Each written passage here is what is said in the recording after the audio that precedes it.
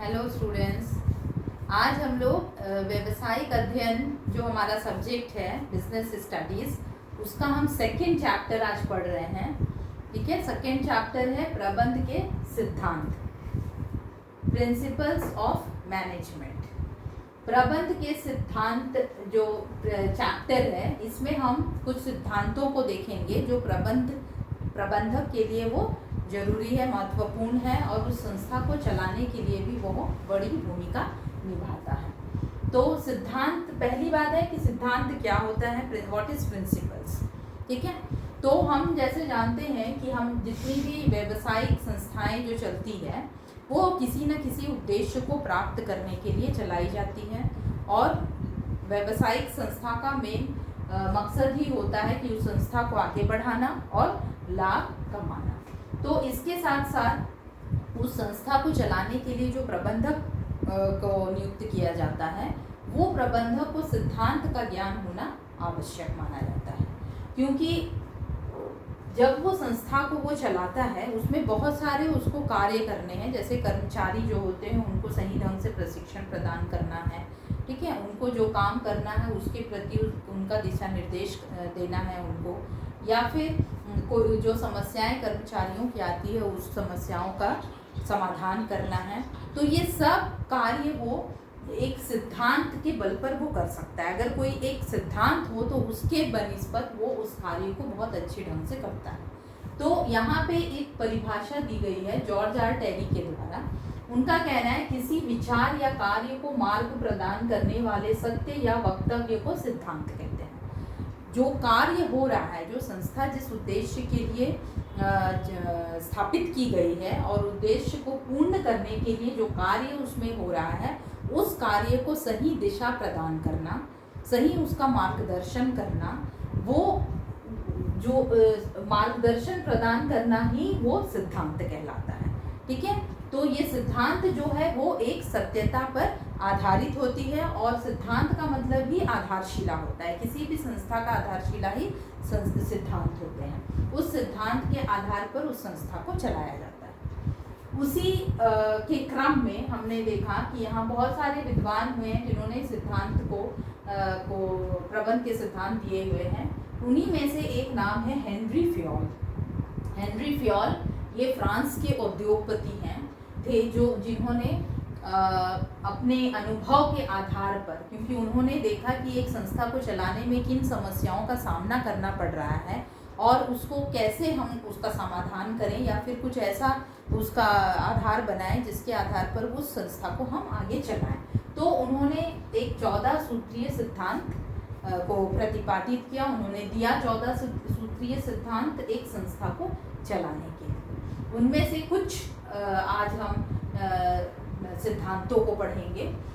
जैसे कि पहला सिद्धांत है कार्य विभाजन का सिद्धांत। किसी भी संस्था में बहुत सारे उसके अंदर काम होते हैं, बहुत सारे कार्य होते हैं, बहुत सारे कर्मचारी नियुक्त किए जाते हैं। ठीक है, तो उस काम को पूरा करने के लिए तो सभी कर्मचारियों में सभी काम को करने के लिए क्षमता नहीं होती है। तो उन कुछ कर्मचारियों को उसमें ग्रुप कर दिया जाता है, सेलेक्टेड जो कर्मचारी हैं जिसको वो काम करने की योग्यता है जिनमें, और वो काम को वो कुशलतापूर्वक कर सकते हैं। तो इस तरह से अगर हम किसी भी संस्था में कार्यों को बांट दें अगर कर्मचारियों की योग्यता के अनुसार, तो वो उस काम को बहुत अच्छे ढंग से और बहुत कुशलतापूर्वक उसे पूरा करते हैं और वो उसमें इंटरेस्ट भी जगता है कि ताकि हम उस काम को कैसे बहुत अच्छे ढंग से कर सकें। दूसरा है अधिकार तथा उत्तरदायित्व का सिद्धांत। अब एक प्रबंधक अपने उत्तरदायित्व का निर्वहन अच्छे ढंग से तभी कर सकता है जब उसके हाथ में पावर हो, सत्ता।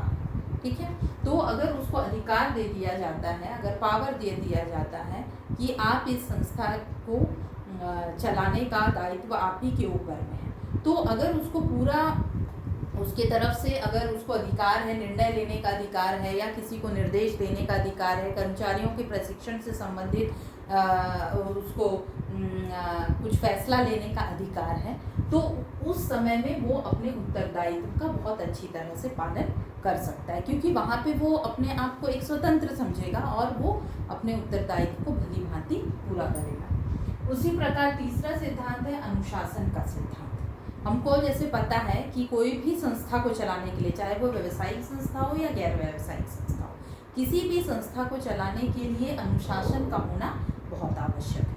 तो यहाँ अनुशासन का मतलब हुआ कि आप जो भी कर्मचारी वहाँ पर काम कर रहे हैं, उन कर्मचारियों को अपने काम के प्रति एक उनके अंदर भावना होनी चाहिए और उस काम को वो बिना किसी रुकावट के या बिना लापरवाही के उस काम को वो पूरा कर सके। और लापरवाही तभी नहीं होगा जब उसके पास में अनुशासन होगा, और ये अनुशासन उसको उस पे कौन रख सकता है? वो एक प्रबंधक रख सकता है।